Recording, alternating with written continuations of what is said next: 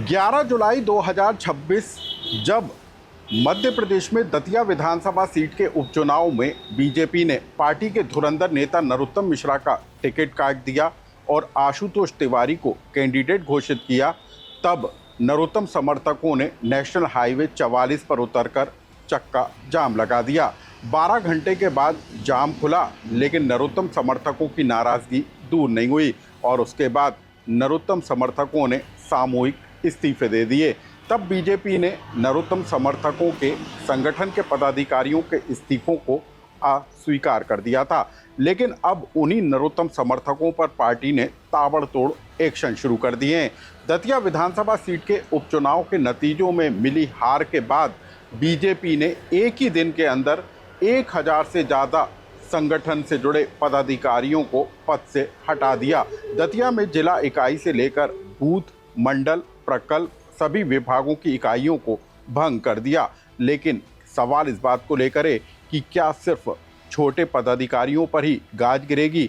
आखिर वो कौन से चेहरे हैं जो दतिया विधानसभा सीट के उपचुनाव में अब बीजेपी के रडार पर आ गए हैं? आखिर किसकी कौन सी जिम्मेदारी थी और अब बीजेपी की तरफ से दिल्ली पार्टी हाईकमान को भेजी गई सूची के बाद वो कौन से नेताओं हैं जिन पर कार्रवाई हो सकती है?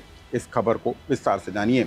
नमस्कार, मैं हूं अनुराग श्रीवास्तव और आप देख रहे हैं लोकमत हिंदी। मध्य प्रदेश के दतिया विधानसभा सीट के उपचुनाव के नतीजों के बाद अब इसके साइड इफेक्ट दिखने लगे हैं। बीजेपी के अंदर इस हार के बाद ताबड़तोड़ कार्रवाइयां शुरू हो गई हैं। एक दिन पहले मुख्यमंत्री निवास पर हुई बैठक में मुख्यमंत्री मोहन यादव, प्रदेश अध्यक्ष हेमंत खंडेलवाल और दतिया उपचुनाव में अहम जिम्मेदारी संभालने वाले नेता प्रभारी जो है बैठक में पहुंचे और लंबी 1 घंटे चली बैठक के बाद पार्टी ने ताबड़तोड़ एक्शन शुरू कर दिया।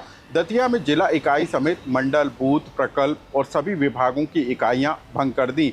बीजेपी ने 1 घंटे की बैठक में ही 1000 से ज़्यादा पदाधिकारियों को जो है संगठन से बाहर कर दिया।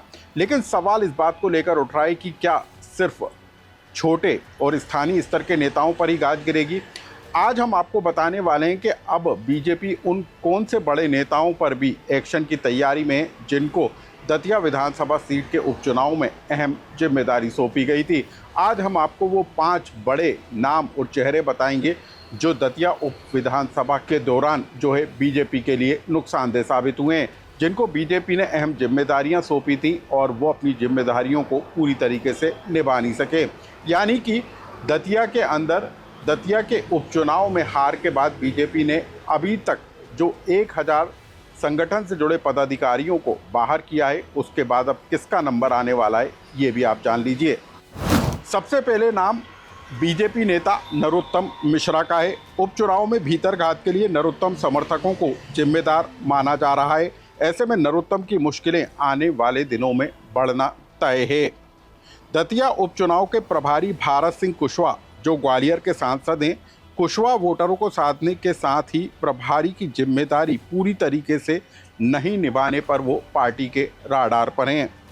डिप्टी सीएम जगदीश देवड़ा को पार्टी ने एससी वोटरों को साधने की अहम जिम्मेदारी दी थी, लेकिन उनकी निष्क्रियता जो है पार्टी के लिए दतिया के उपचुनाव में भारी साबित हुई है। दतिया के जिला अध्यक्ष रघुवीर सिंह कुशवाहा भी पार्टी के निशाने पर हैं। हालांकि जिला इकाई भंग होने पर अब उनकी पावर खत्म हो गई है। इसके अलावा मंत्री राव उदय प्रताप सिंह, मंत्री तुलसीराम सिलावट, आपूर्ति निगम के अध्यक्ष विनोद गोटिया, लघु उद्योग निगम के अध्यक्ष सत्येंद्र भूषण, जिन्हें बीजेपी ने दतिया के उपचुनाव में महत्वपूर्ण जिम्मेदारियां दी गई थी, लेकिन कहीं ना कहीं ये अपनी जिम्मेदारियों को पूरी तरीके से निभाते हुए नजर नहीं आए। कहा यह जा रहा है कि एक दिन पहले मुख्यमंत्री निवास पर हुई बैठक में इन नेताओं ने पूरा का पूरा ठीकरा नरोत्तम मिश्रा और उनके समर्थकों पर फोड़ने का काम किया। कई बातों का हवाला दिया गया, लेकिन सवाल इस बात को लेकर है कि यदि इन नेताओं के संज्ञान में नरोत्तम मिश्रा समर्थकों के पार्टी को भीतरघात करने और नुकसान पहुंचाने की जानकारी थी, तो इसको लेकर तत्काल कड़े कदम उठाए क्यों नहीं गए? क्या नेता बीजेपी की हार का इंतज़ार करते रहे और भाजपाई वोटरों के वोट कटने को लेकर आखिर इन नेताओं ने कोई बड़ी एक्शन क्यों नहीं लिया और पार्टी तक इस पूरे मामले को लेकर तत्काल जानकारी क्यों नहीं पहुंचाई। ये तमाम तरह के सवाल उठते हुए नजर आ रहे हैं और इन्हीं के बीच में अभी ये तय माना जा रहा है कि सिर्फ दतिया के स्थानीय नेताओं नहीं बल्कि मध्य प्रदेश से जुड़े बड़े नेताओं पर भी पार्टी आने वाले दिनों में बड़ा एक्शन ले सकती है।